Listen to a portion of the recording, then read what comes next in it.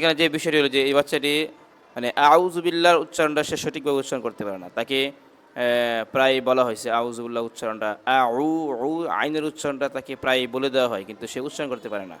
তো হলো আপনাদের সামনে আমরা আবার একটু চেষ্টা করে দেখি তার আউযুবিল্লাহর উচ্চারণ কীভাবে আসে। সবাই একটু খেয়াল করেন এবং আমরা বাচ্চাদেরকে প্রত্যেকটা হরফের উচ্চারণ কীভাবে করিয়ে থাকি সেই বিষয়টাও আপনি এখন এখন দেখতে পারবেন। আউ আউ আউ আউ উ উ আইন বলা আইন, আইন জোরে বলতে হবে আইন। আইন আমার দিকে তাকায় আইন আইন আউ আউ আউ আউ আউ আউ আউ।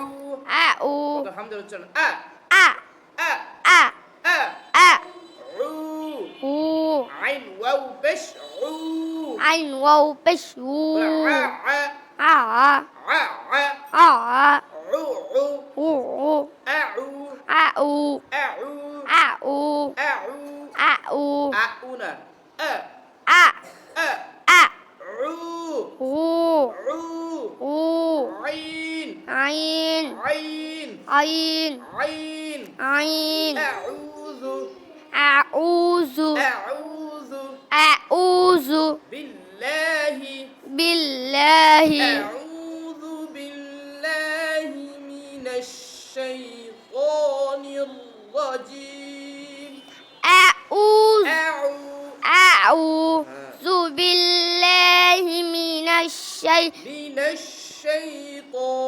মিনাশ শাইতানির রাজিম নির্রাজিম।